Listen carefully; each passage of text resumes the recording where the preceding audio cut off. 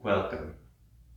The psychological nature of this practice might be considered advanced because it contemplates the idea of death. Other than that, the physical practice is a very typical practice. It's an extended practice with a few more postures, and those postures are held for slightly longer than what is typical of my practices. The yin postures will include both sides of half butterfly, both sides of shoelace, both sides of baby frog with a lateral bend, Sphinx Pose, and then finally a prone twist, both sides. So useful props might be, during the warm-up there's a shoulder opener or a strap-like prop might help with the posture, and then maybe a yoga bolster if you have one. If you don't have one, you can make do with couch cushions or padding like pillows or blankets, or maybe even go without a prop here. So contemplate your own intention for practice, maybe gather up some props, and we'll get started.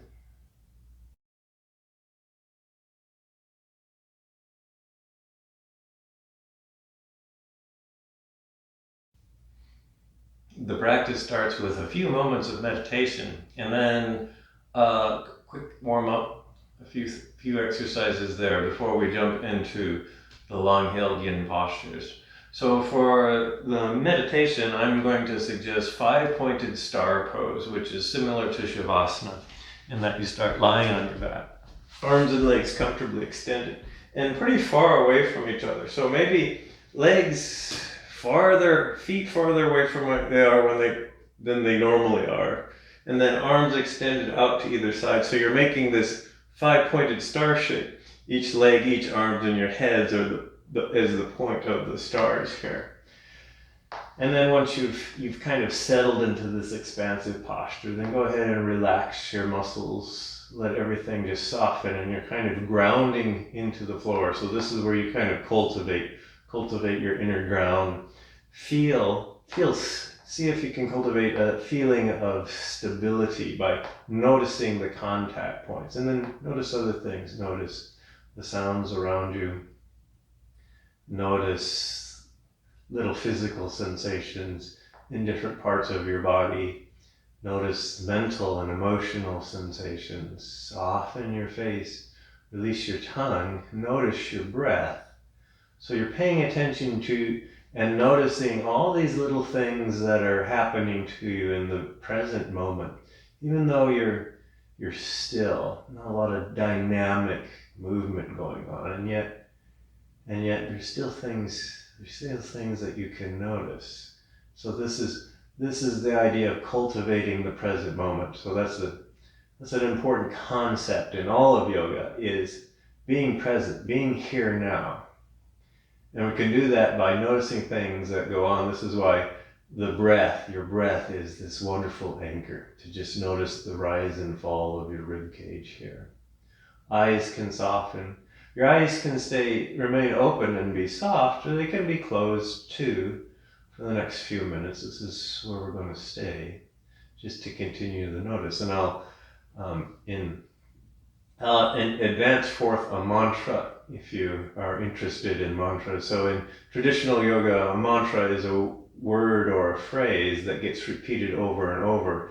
And the idea is to create mental focus on that particular idea.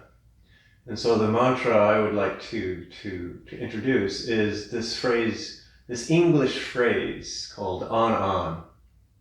So that's the mantra. You can just lie here quietly, and as you breathe, maybe on inhale, nice big inhale, and as you exhale slowly, you just quietly say to yourself, on. Now the phrase on, the very loose but useful interpretation of the phrase is that you are on the real trail. So as you're lying here, you're paying attention to what's going on real time. So this is real. What's happening to you in the present moment is always real. So you're on the real trail. You're on the real path. You're on this real journey here. as you say, and that's the meaning of the mantra. Like, I'm on the real path. So maybe your next exhale, just again, you don't have to say this aloud, you just say this quietly inside of your mind. On. On.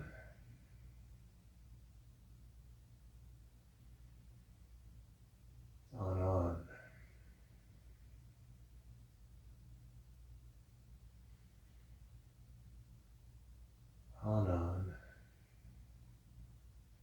And you can continue with that for a few more soft breaths. Now, if there's, for some reason, you don't like that mantra, then by all means, if you have another mantra or saying or motto that you would like, then practice that one instead.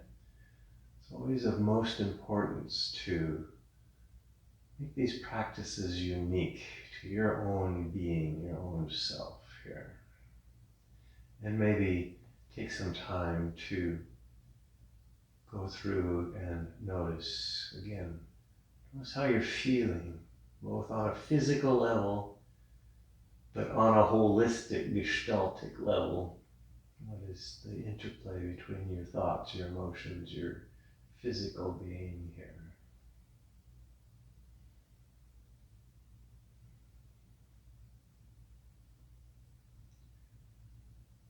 So a couple more breaths, maybe one more recitation of the mantra.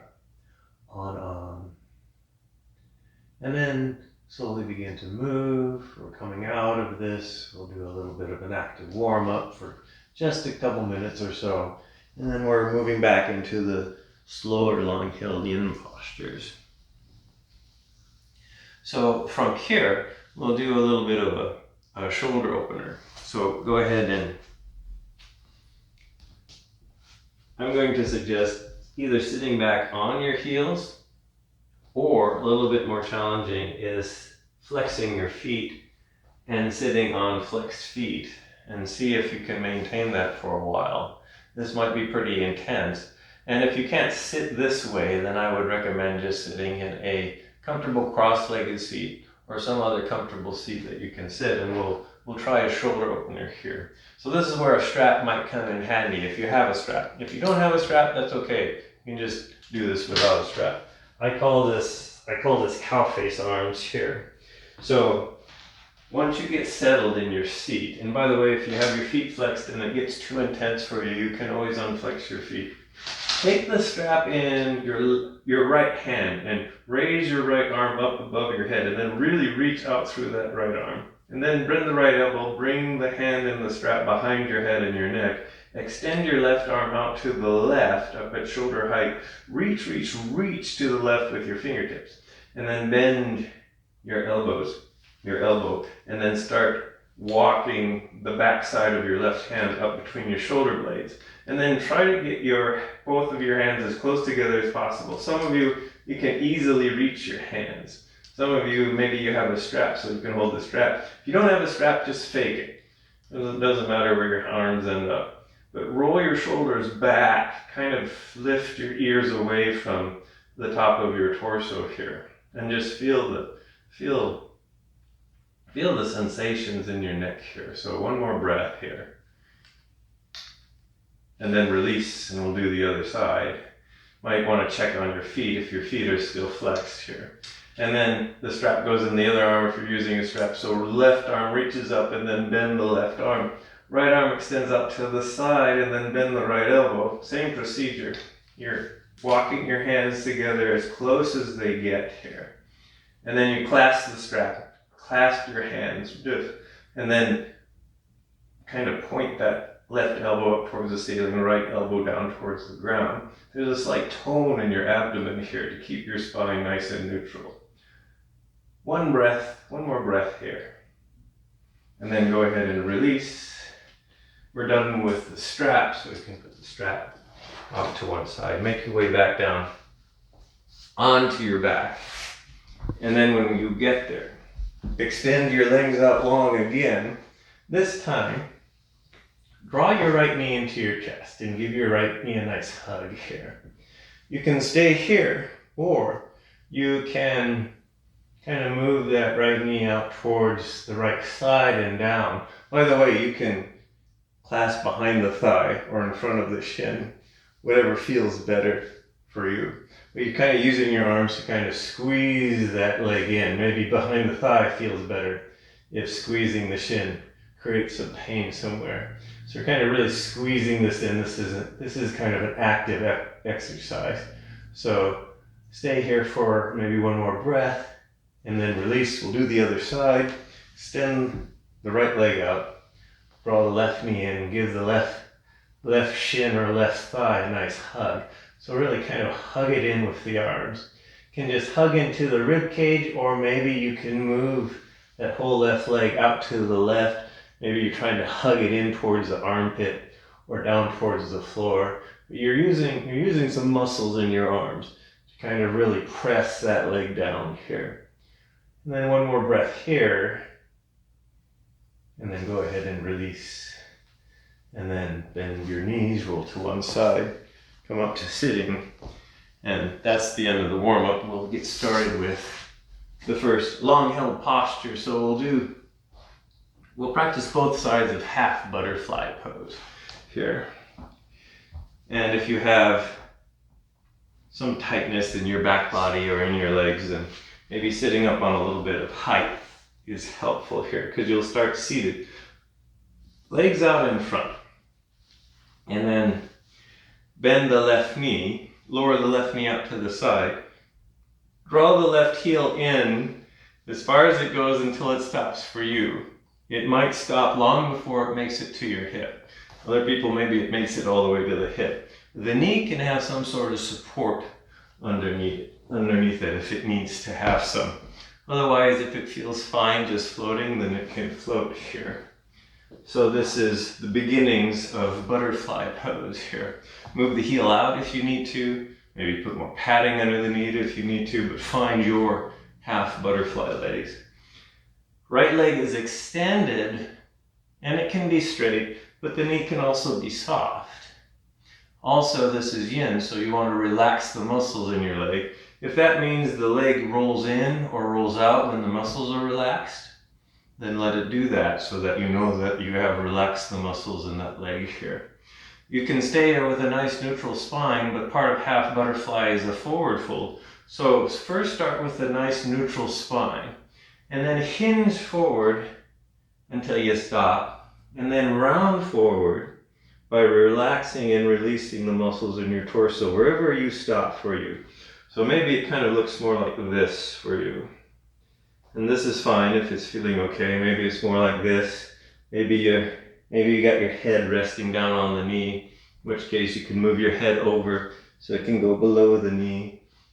Or you can use all kinds of props to create support underneath your torso so that you can feel stable with your muscles relaxed.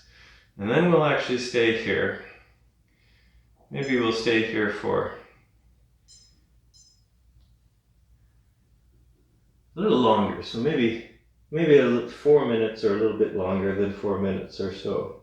So you really need to find, I'll go through quickly the mechanics of yin again. So the first one is the most important one. Find your edge that's appropriate. Find your shape that's appropriate for you.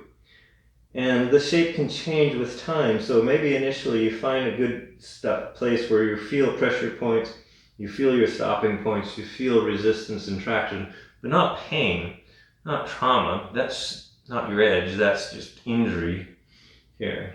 And then you stay for a while, and if the sensations go away, you give yourself permission to go deeper and reestablish a new edge.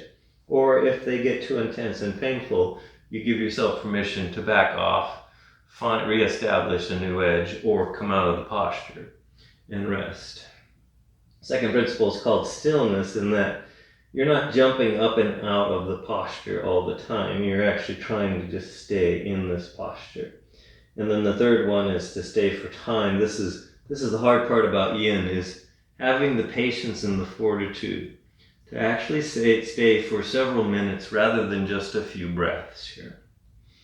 So we have maybe, we're almost halfway through on this side of half butterfly. Again, The time spent in the posture is also part of your edge, which means sometimes you can stay for only just a minute, sometimes you can stay for 10 minutes, sometimes it's somewhere in between. In the end, you have to determine for yourself, but of course, since I'm kind of managing this practice, I'm making up the times here that we stay. And like I said, most of the postures in this practice will be about 4 minutes here or so, roughly speaking here. So get in touch with your breath, get in touch with your sensations, decide if you have found a good edge here. I'm also going to mention that this is actually a pretty good practice for runners after a post-run stretch here. It's a particularly long sequence, but it might feel good after a long run. And we'll stay and breathe. So a long, long time ago, in a place very, very far away from here, I once was a part of a group of people who called themselves the Hash House Harriers. Now there's several of these groups all over the world. And there was a group forming in a small town where I lived. And the Hash House Harriers are a group of people that basically create and conduct what are known as hashes. And what a hash is a bit of a running activity, or if you will, a running game. It was initially invented by people who were a little bit unfit and they wanted to get a little bit in better shape by doing some running, but they found running too boring to do all by themselves. And so they decided they needed to come up with some kind of game or some kind of objective to keep running interesting enough. So they came up with this idea called the Hash House Harriers. And it's essentially a running activity where you have a group of people and either one or two of the people are designated as hares, as the rabbits. And the rest of the group is designated as hounds. And what happens is the hares are sent out first. They're given a head start. And they go from a particular location and they go and they run along a trail that they set. They leave markers of some sort to show what trail they're on. And then after a small period of time, the hounds, which are the other runners, the other people in the group, they try to find and follow the trails that the people known as the hares actually set. And so the object of the game for the hounds is basically to catch up with the hares and catch the hares, whereas the object for the hares is to make it through the whole trail without getting caught. And so they have to come up with clever ideas on how to make a good trail, but one that's not too hard, one that's not too easy to follow. It can slowly come out of this side of half butterfly. Go ahead and lengthen yourself up and out. You can bring the left knee up, extend the left leg out. Maybe take some time to breathe, notice the reverberation, the rebound, and the kinks, the stiffness of that pose. And then we'll do the other side. So now it's the opposite leg that's extended. Left leg's extended, right knee is bent. Again, make your version of a half butterfly position here. And again, you can use as many or as little props as you need here. You can keep a nice neutral spine, or you can begin to round forward again, any amount, until your body stops. It finds its stopping points and its edges here. And then take a while to establish the edge, to feel it, feel your breath, feel the stopping points. This is the journey, this is the trail, this is the real trail, to actually find and feel those real stopping points. And then we'll stay here for a little while here.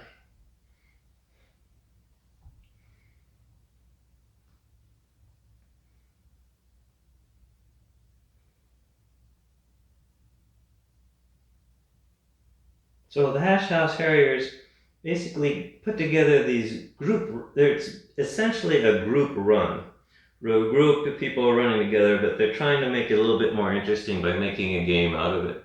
So the front runners, known as the hares, they're setting a trail, they're leaving some sort of marker, and they're trying to be a little bit clever about it.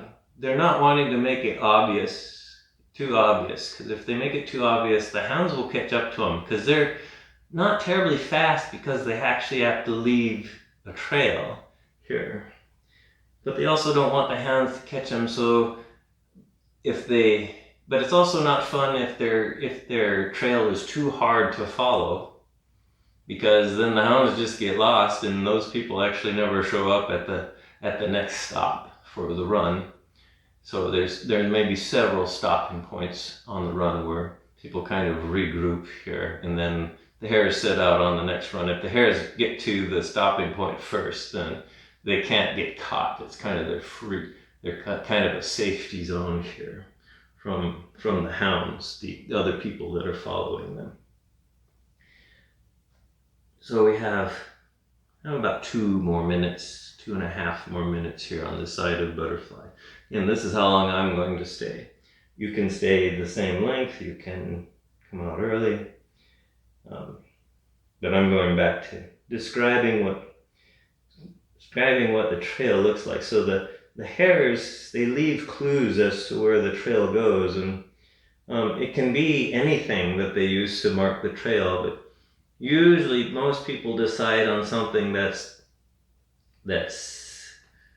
fairly ordinary, and by ordinary I mean something like little patches of flower. So they carry little blades of ground flower with them, and then whenever they want to lay out a marker that's saying that this is a part of the trail, they take a little blob of flour and just lay it on the ground. This is nice because flour is natural and it easily washes away in the rain, so it's not leaving a big littery mess. Sometimes in the cities where there's a lot of concrete, the hares will use sidewalk chalk as another form to create a marker here. So they create the marks, and then the hounds try to follow the marks. And the hounds, since it's a group of people that are all trying to find the trail or find these markers, sometimes they run in slightly different directions or different speeds to keep an eye out for a marker. And when they do catch a marker that they think is a marker that's really marking where the trail goes, one of the more common phrases that they use is the phrase on. So they'll yell out to other people in the running group, on, which is a signal to them that they believe that they're on the right trail. They're on the real trail and they're following the hares.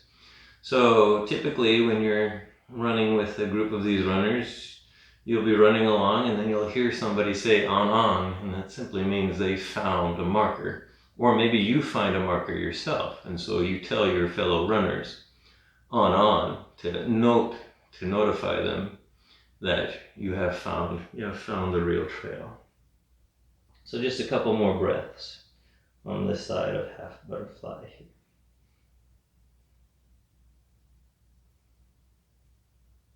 And then when you're ready, slowly bring yourself up. You can extend your spine out long. Maybe you need to lean back and do a little bit of a back bend, or you can even do some twists if your torso is achy from that. Or maybe it's your legs and your hips that are achy. So if that's the case, extend out both legs, maybe wiggle your legs around. The counter pose that I have for this posture, I call this the Hinge Maneuver.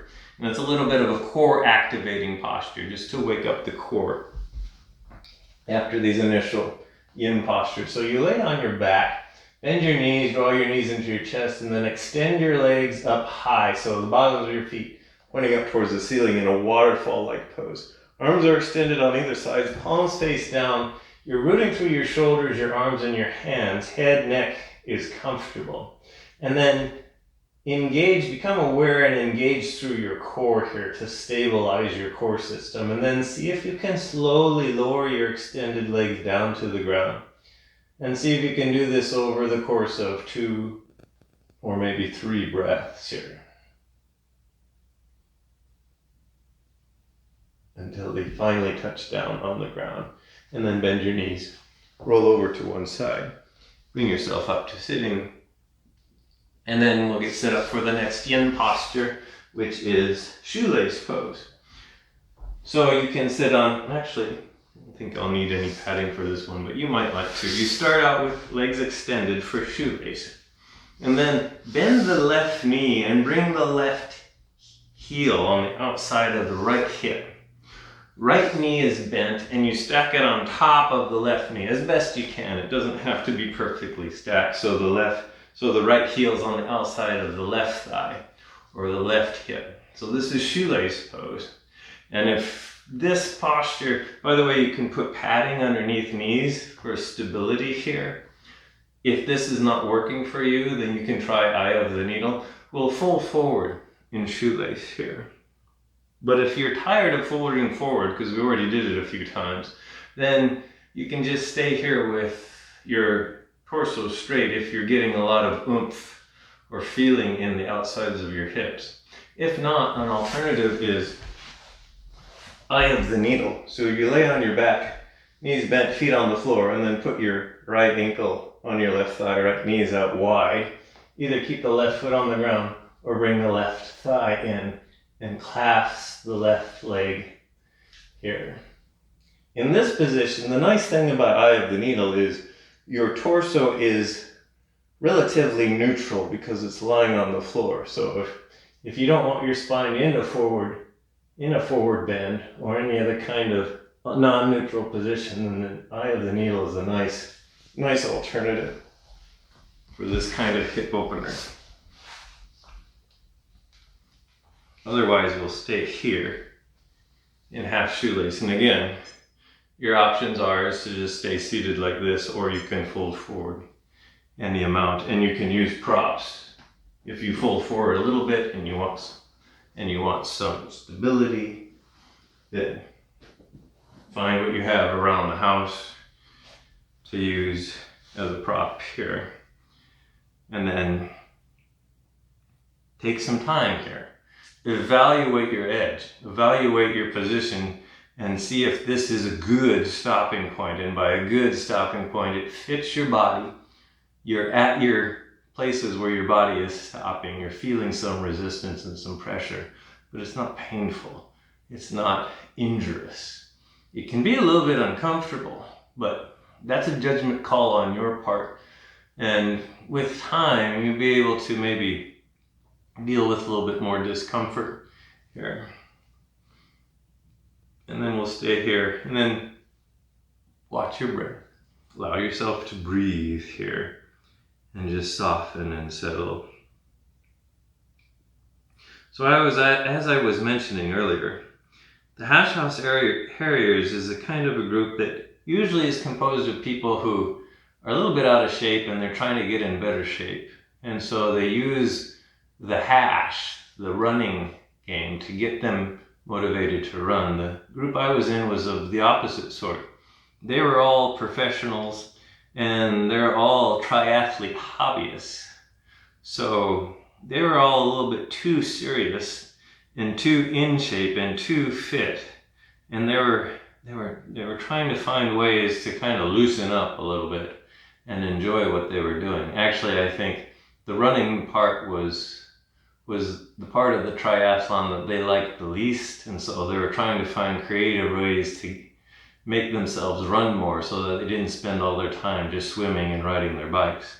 So that's how I got introduced. I was not a triathlete, I was a runner, and because I was a runner, I guess I got included in the Hash House Harriers group.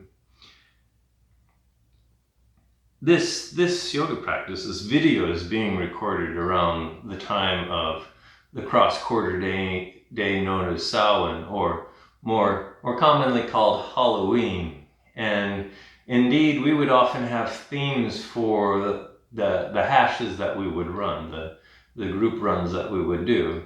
And indeed, we had one, this is again a long time ago, we had one which theme was near Halloween, on Halloween. So the idea is maybe show up in costume and do the group run in a costume. We have about 3 or 4 more breaths here on this side of half shoelace. So maybe just take some time here to notice where your edge is at. Maybe you need to come out, or maybe you can go deeper. You can sink a little bit more deeper into the forward fold for this final breath or so.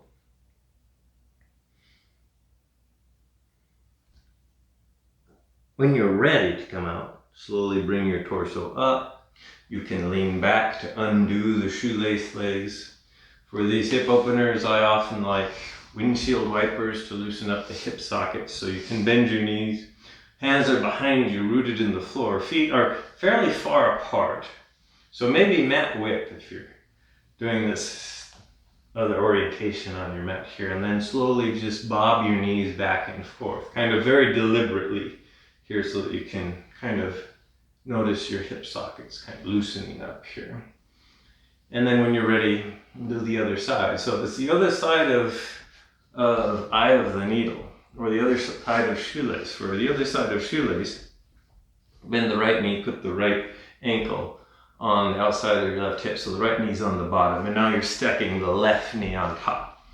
Again, maybe you need some padding under one or both knees, depending on which one is feeling unstable here.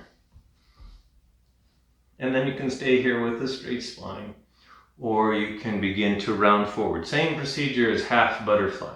So as we're rounding, we're allowing our torso to relax and round, and so that the muscles are relaxed here.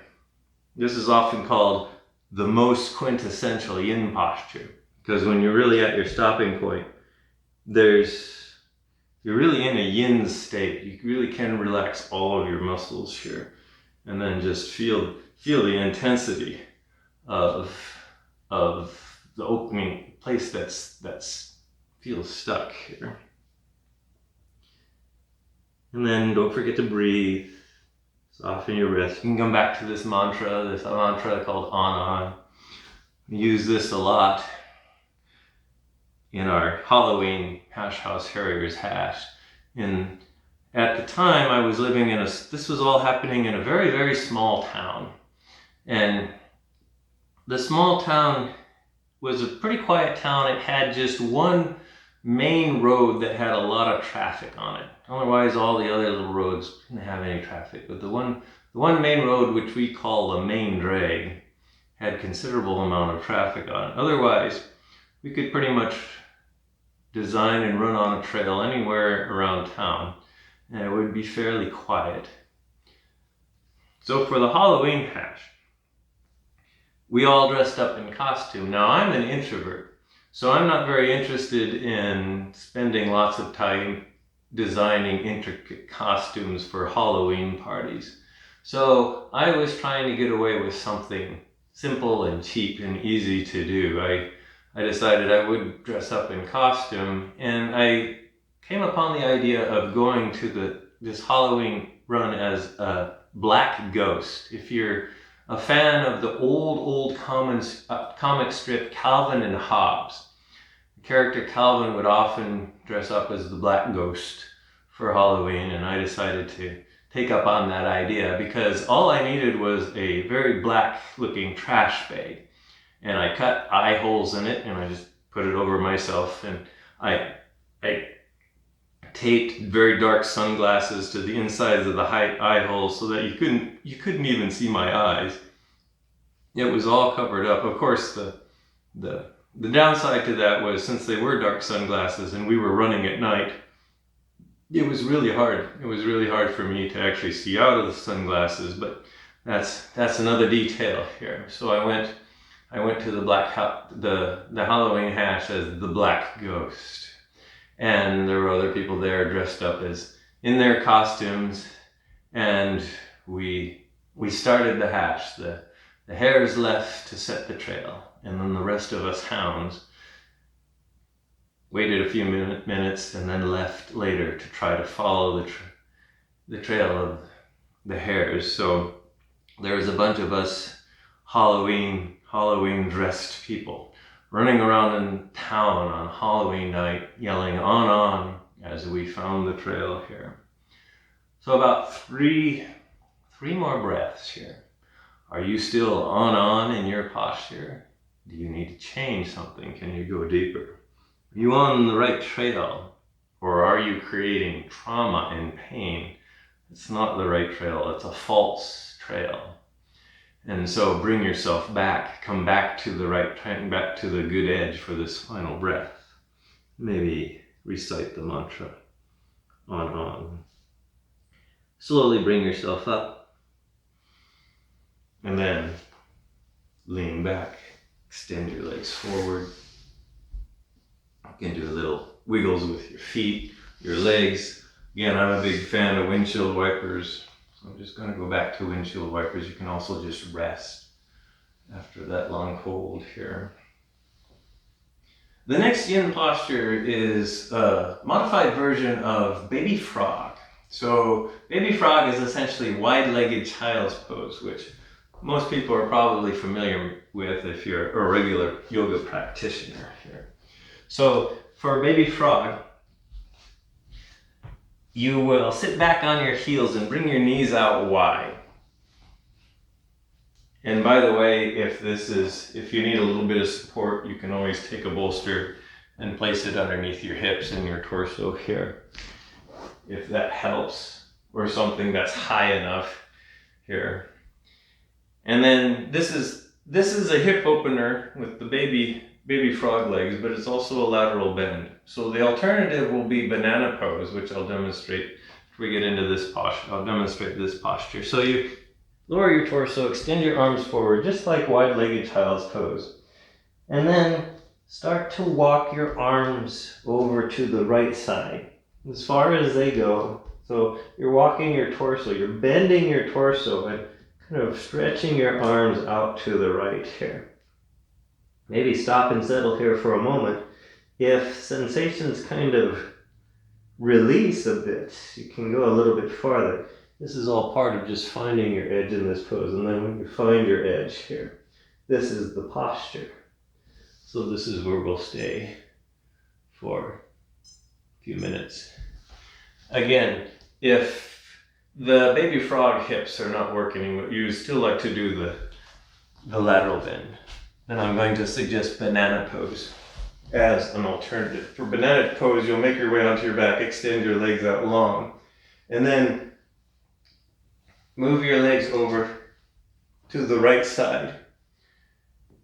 Move your torso over to the right side and kind of keep your hips flat here so that you're kind of opening up through the left side here.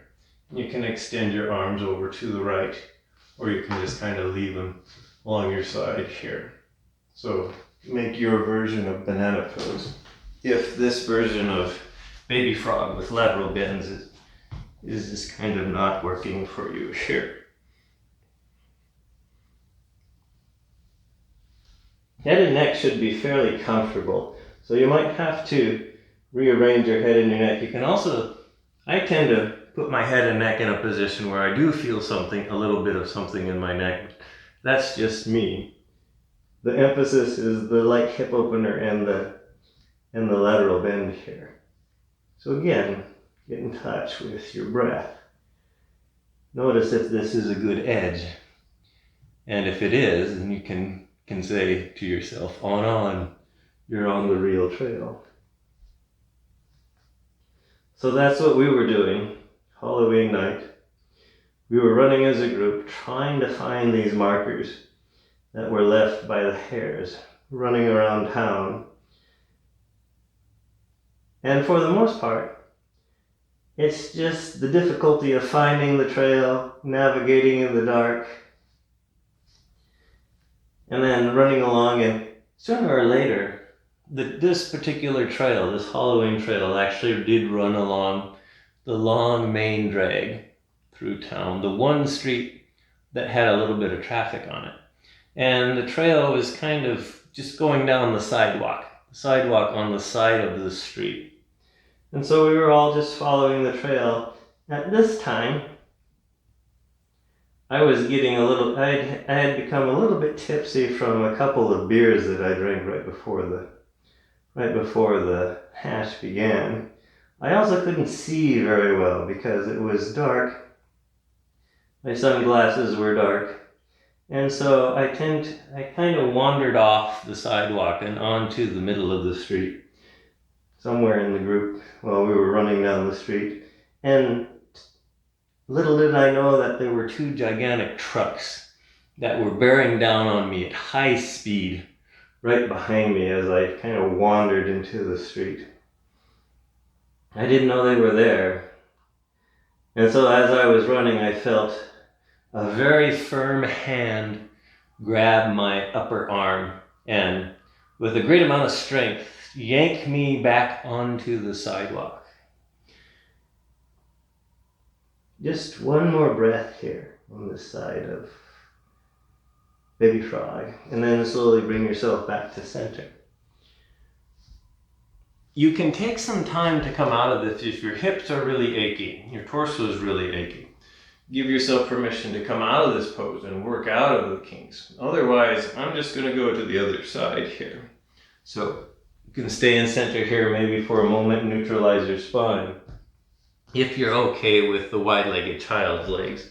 And then start to walk your torso, your arms over to the left side. So the other side over here. Take some time again to settle and to notice. Settle and notice your edge.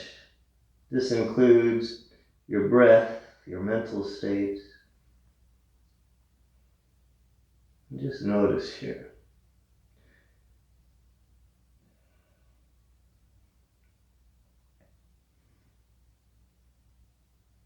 So as I narrowly escaped being hit by one of the giant trucks, I looked around to see who my savior would. Who was the person that actually saw that I was in danger and actually pulled me back onto the sidewalk, onto safety? Because being the black ghost, even though I couldn't see, the trucks probably couldn't see me either, because I was wearing a dark garbage bag as a costume here. And I looked around, and the person who had saved me was actually Barbie doll. She was dressed up like your stereotypical Barbie doll. So it was actually Barbie doll who saved my life that night.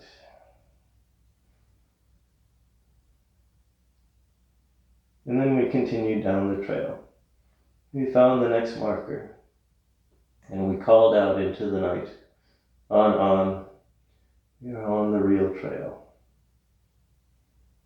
That's kind of how typical Hash House Harriers runs goes. A long time ago, a little dusty town out in the middle of the desert.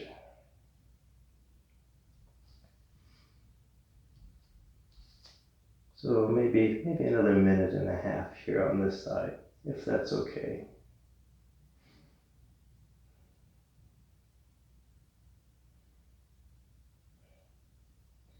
A few years later, in a very different part of the world, the only similarity is it was another part of the world that was in the middle of nowhere.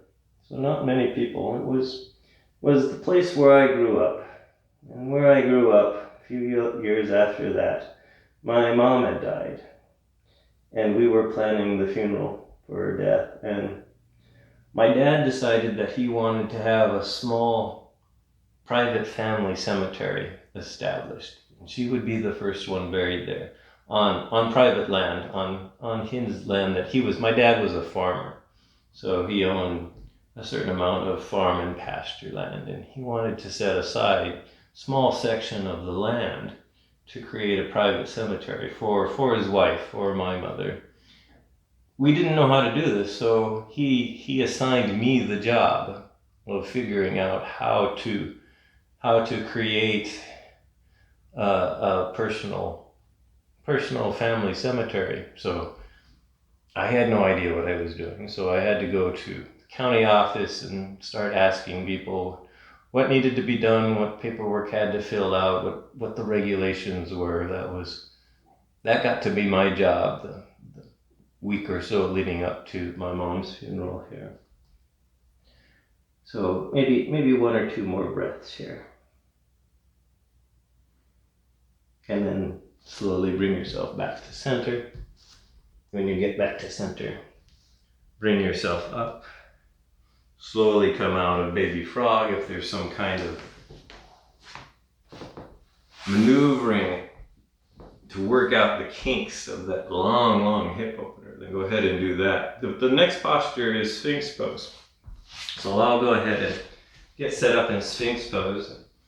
If you want to take your time getting into this posture, then go ahead. But for Sphinx, we're just lying on our bellies with our legs extended out behind us. Bring your elbows underneath your torso, about shoulder width apart. Legs extended, feet comfortable width apart. And then elbows underneath shoulders so that you can relax the muscle fiber in your torso and let your spine sag. Now, if this is not deep enough, you can take some books or some blocks, place them underneath your elbows to lift your torso up a little bit higher. Here, if this is too deep, move your elbows forward until there's no sharp pain in your back. But we are going for a very light compression in the spine. So if you're feeling that, then you've got kind of the point to Sphinx. Head can stay up, head can hang, or head can rest on a prop if you have a prop the height of your head here. And we'll stay here for a little over 4 minutes or so in Sphinx here. So check in. Decide if you've established a good shape, a good edge for you. And then check in with your breath, your thoughts and emotions here. Well, out in the middle of this nowhere place that I lived, I thought it was going to be relatively complicated to establish a private family cemetery. So as I talked to people and asked them what the paperwork was, it turned out in that particular area, it was only two sheets of paper. The first sheet of paper was a proper legal description of the lot that was going to become the cemetery. So that was easy enough to handle. The next paper was actually a plan, a plot plan. So what they wanted you to do is they wanted you to show where all the grave sites in the graveyard would be. This was a little bit harder for me to deal with because at the moment there was only one person that was going to be buried in the graveyard, and that was my mom. So I had to do a little bit of thinking about what other people might actually be buried after they had passed away here. Logically, it would come to reason that my father, would want to be buried right next to my mother. So that grave plot was easy to determine. So I was ready to draw in my mom's plot and my dad's plot. I went to my dad and got advice from him because it was his idea. This is what he would wanted.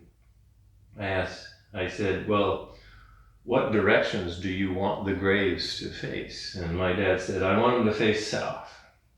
And then I had to pause and I had to remind him. I said, you know, Dad, in our religious traditions, the grave sites are traditionally pointed east. And of course, my dad said, no, I want them pointed south. Since I was designing this whole graveyard for him, I didn't question him anymore. It's like south it is. So I drew it in on the little plot sheet. I drew in the grave for my mother. I drew in where the grave for my father would be. And then I was told that I needed to plan where all the grave sites would probably be in the entire graveyard. So I thought, well, there might be some other people that would like to get buried here. And so I was trying to think of who would that be and where would they be. I had no idea. And I thought, well, there's my sister and myself. Maybe we'll be buried here. Maybe we'll be married next to our parents. So I created an extra plot next to my mother on the other side of my dad, and I designated that my plot. And then my sister, I made a plot on the other side of my father, and then some other just random plots that I didn't know who would be buried there. And I thought this was curious because here I am, basically designing my own grave as we got ready for my mother's funeral. And indeed, it's actually official. It's actually in the official records that that's my grave plot. Right next to my parents here. So we have about 3 more breaths here in Sphinx. Maybe you've had enough of Sphinx and it's time to come out. Maybe you can linger here for 1 more breath.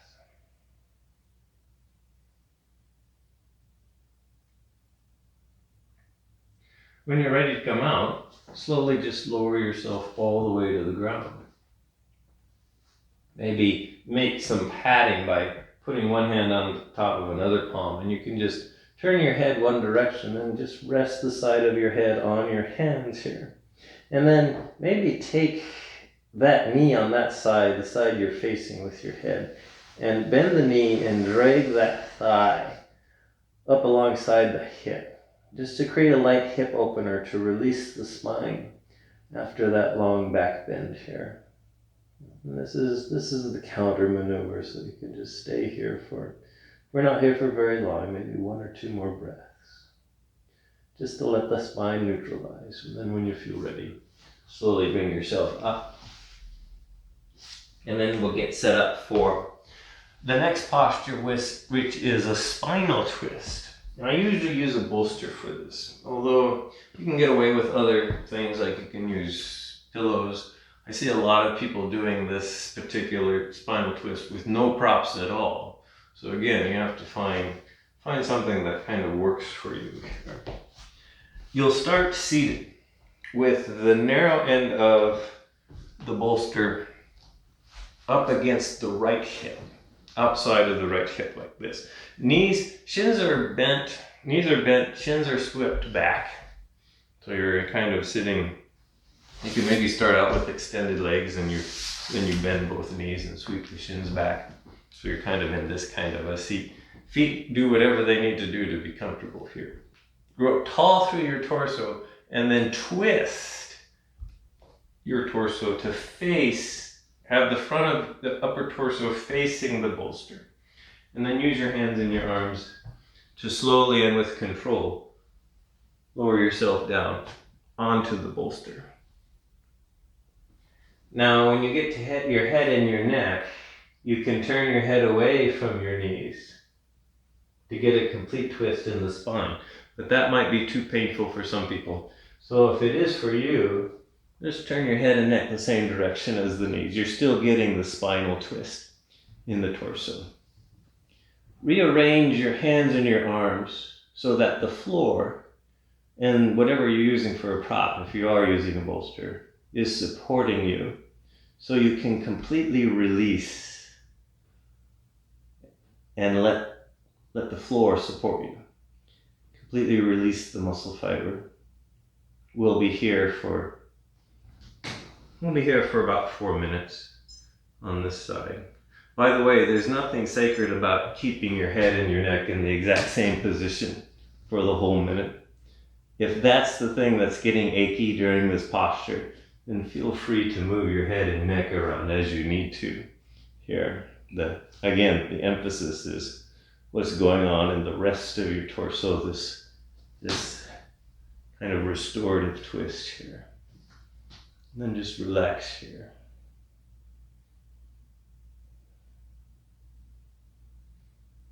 And soften. Check in with your breath.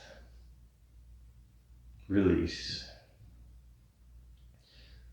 Notice subtle sensations. Notice subtle thought processes. Notice the present moment. And maybe contemplate the mantra, the phrase on. It's like, I'm on the real trail.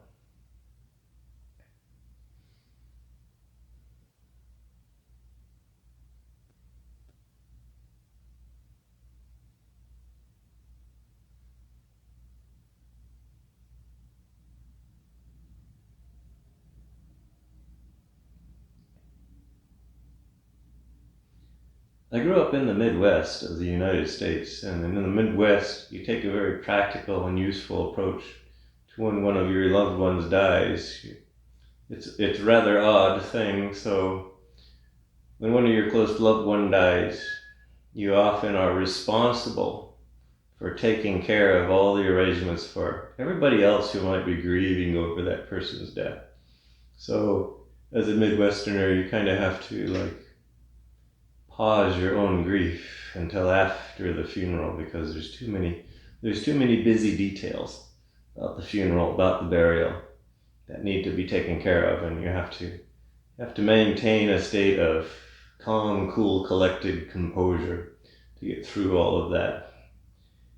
But there are moments when you can stop and just contemplate it all. What does it mean? What are the implications? Sometimes it takes the form of looking down into the very gravesite itself. So right before my mom's funeral, the grave digger had come out with the backhoe and had dug the grave hole, which was somewhere between 6 and 7 feet deep. It's a little more than 6 feet. It's probably about 7 feet, because it was above my head when I jumped down into the grave. So a friend and I, we stopped by the gravesite, this little site that I had designed, and just wanted to check on, make sure everything was going according to plan, because that was my job.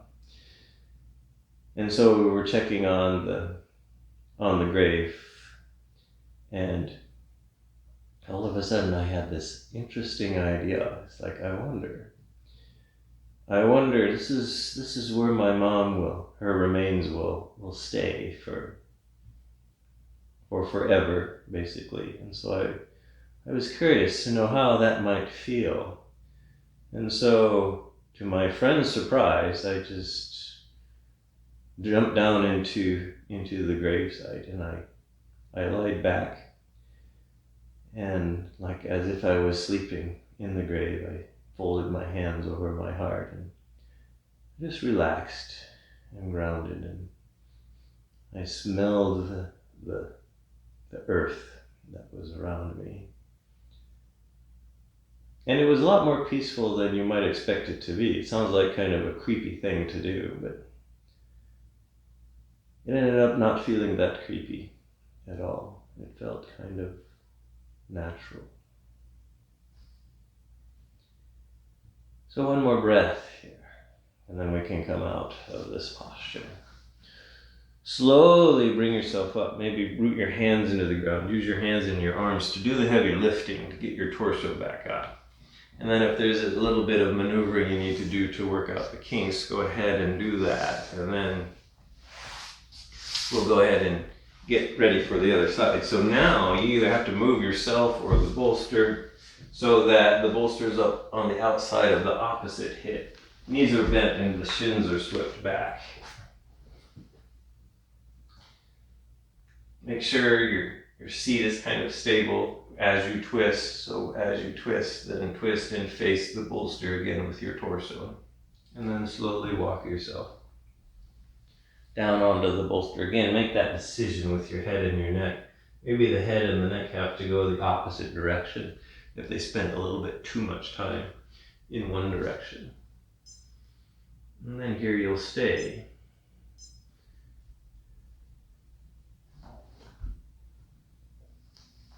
Maybe this side feels really different because it's a spinal twist in the opposite direction now.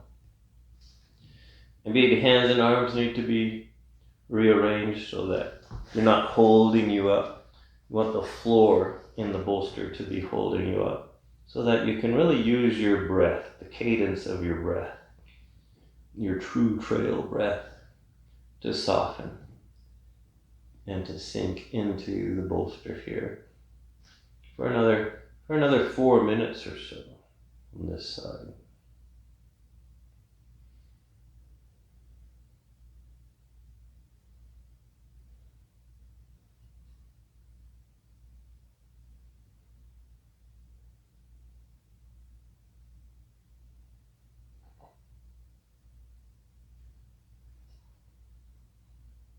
And just watch your breath.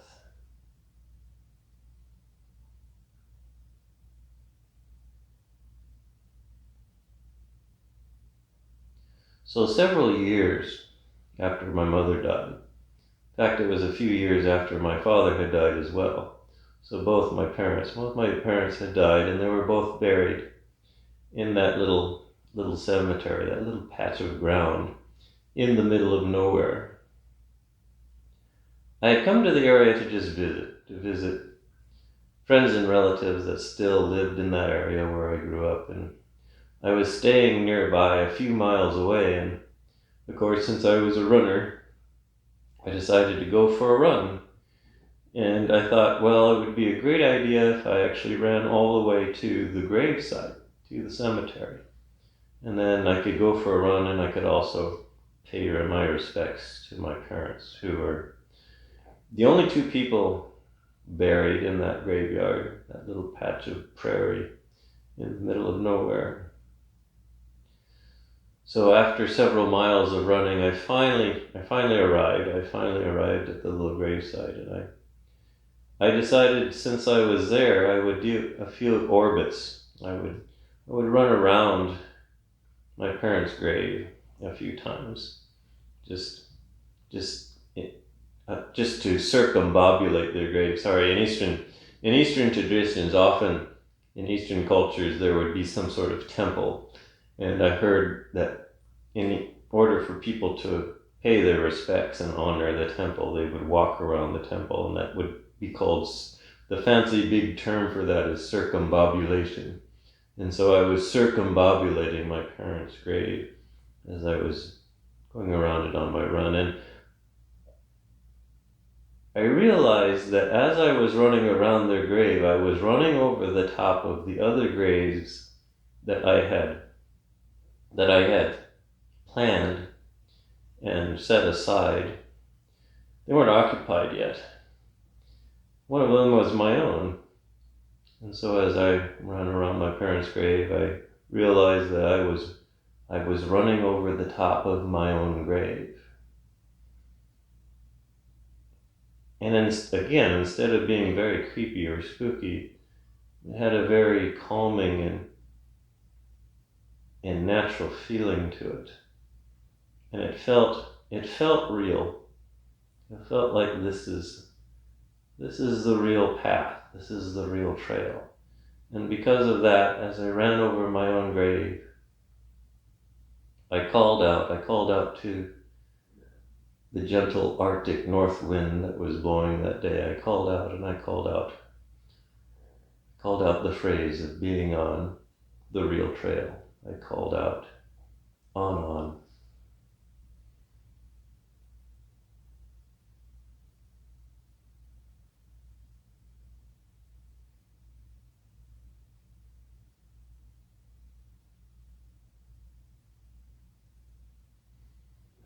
One more breath here. And then when you're ready, use your hands and your arms to slowly bring yourself up. When you get up, you can clear your mat of props. One little integration pose before we move into our final resting pose. So in Yin, this is called butterfly, but since we're only staying here for a short period of time, I'm going to call this star pose, which is more of the English version of the Indian name for this posture.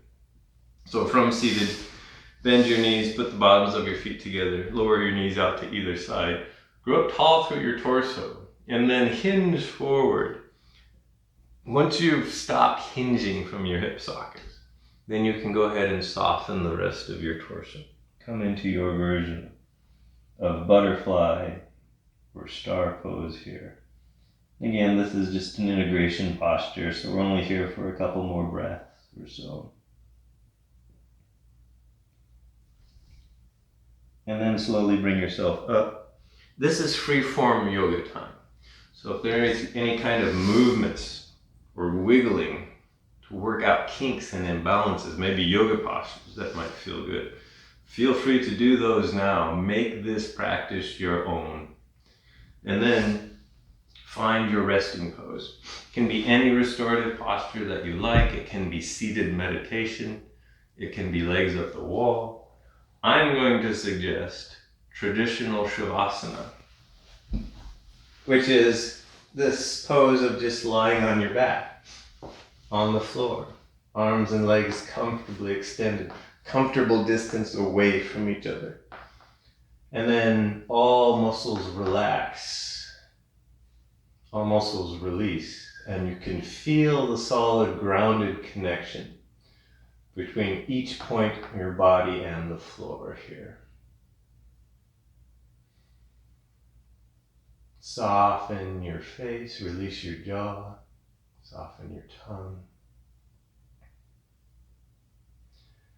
Soften the muscles around your eye sockets. Eyes are gently closed here. Soften that space in between your eyes. Soften your forehead. Soften the very crown of your head. Let your thoughts be released.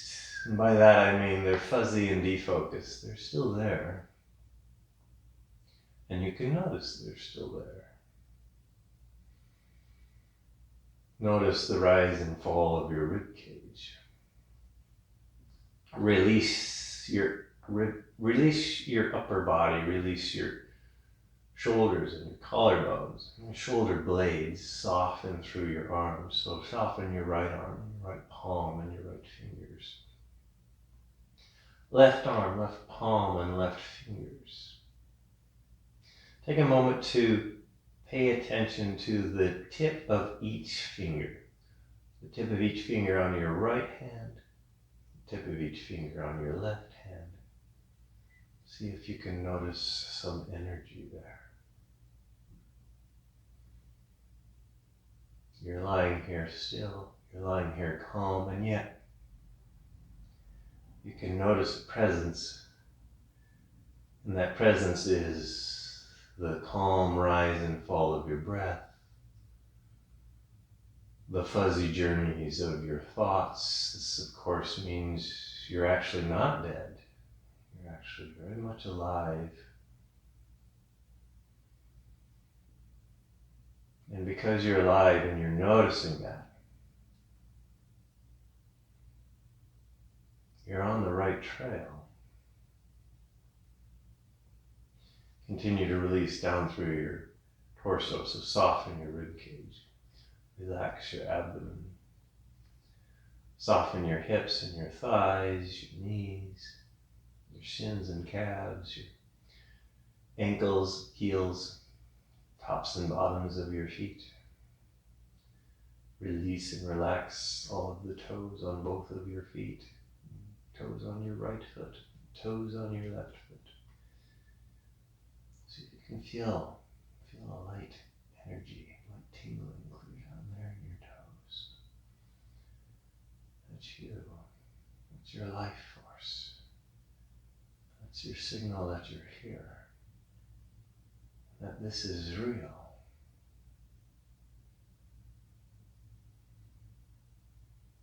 So as we lay here for a few more breaths, continuing to notice, continuing to soften. Maybe the appropriate phrase is on.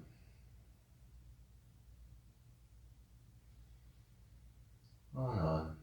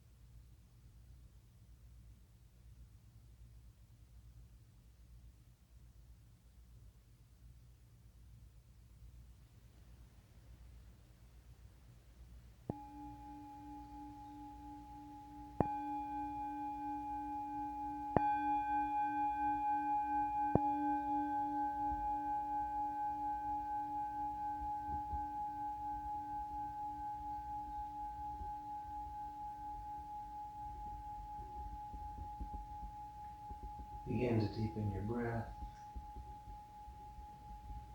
you can start to make little motions, maybe little motions with fingers, with toes. And then more motion with hands and with feet, arms and legs. Even make small motions with your head and your neck. At some point, gently bend your knees, roll over onto one side. When you get there, re-soften and resettle for a moment. Cultivate a deep sense of gratitude for your life, your efforts, your practice, but also a deep sense of gratitude for you, your unique embodiment, your unique manifestation in this universe. The universe is ecstatically joyful that you are here right now.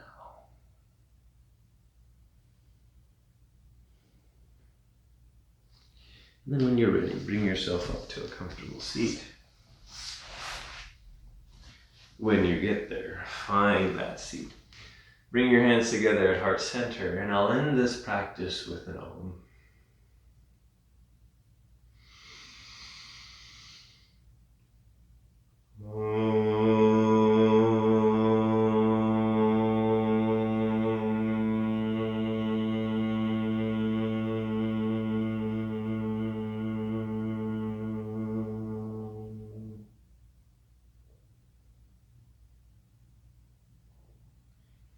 The inner light in me honors the inner light in you. Namaste.